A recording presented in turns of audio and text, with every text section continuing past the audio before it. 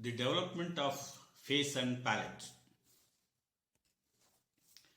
So in this we will discuss the competency, that is development and development basis of congenital anomalies of face and palate.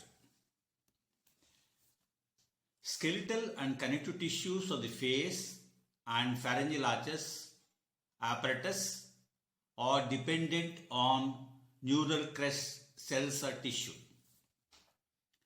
A defect in the quantity or quality of the migrating ectomesenchyme results in congenital anomalies.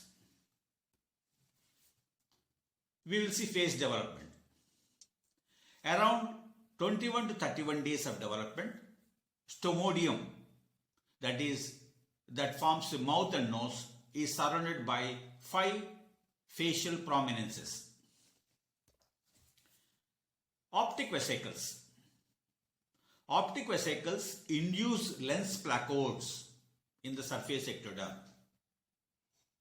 around which neural crest cells migrate to form the scleral and the choroid optic cords and frontonasal prominence.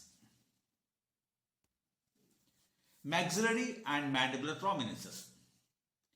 Caudally located migrating neural crest cells encounter the pharyngeal endoderm.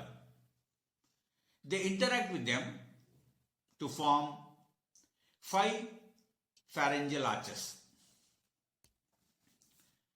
Maxillary and mandibular prominences.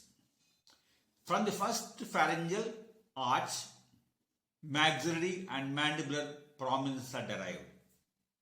These prominences form the superolateral and inferior boundaries of the wide stomodial chamber. Frontonasal prominence. It is median superior boundary. On its inferior lateral corners develop bilateral nasal placodes. Nasal placodes sink into the face to form nasal pits that become anterior nares or anterior nasal apertures. These you can see, the nasal pits can be seen in the figure. Choanae.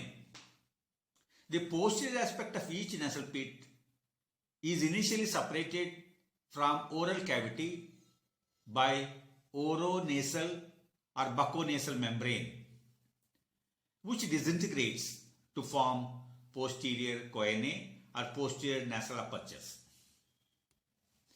So in this, the arrow is showing the posterior aspect of the nasal cavity, that is the openings that are seen are choanae. Nose defects.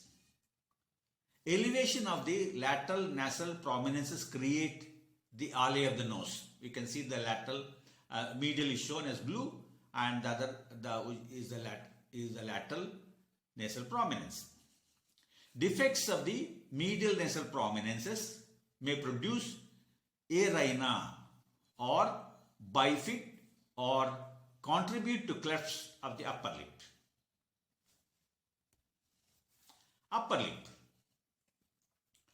In the picture you can see the medial tip of the maxillary prominence that contribute to upper lip makes contact with the medial nasal prominence separated by an intervening epithelial nasal fin. It normally degenerates, allowing for mesenchymal merging. Continuing with the lip defects, with the persistence of the nasal fin contributes to clefting of upper lip and anterior palate.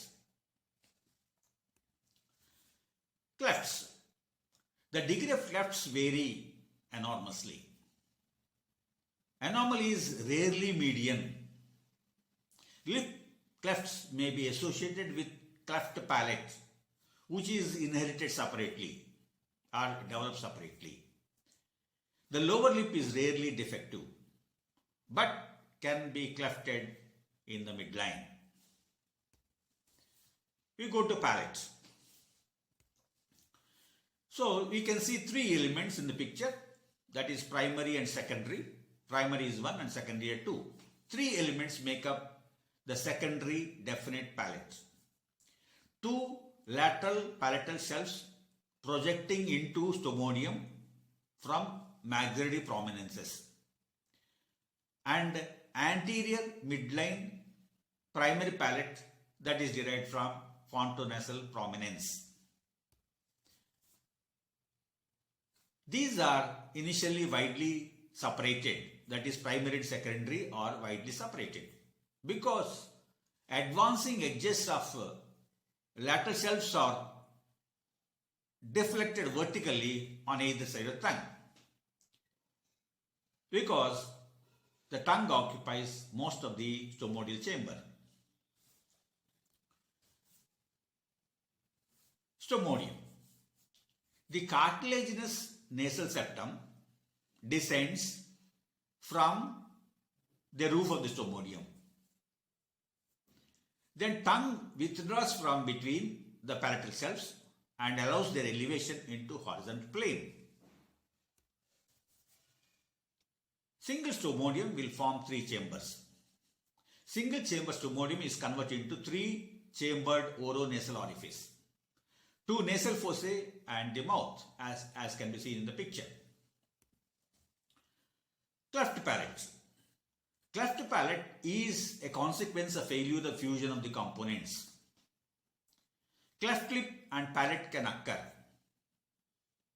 The consequences of cleft palate are oronasal food regurgitation, speech impediments, dental malocclusion, facial growth retardation, and it includes social isolation. Thank you.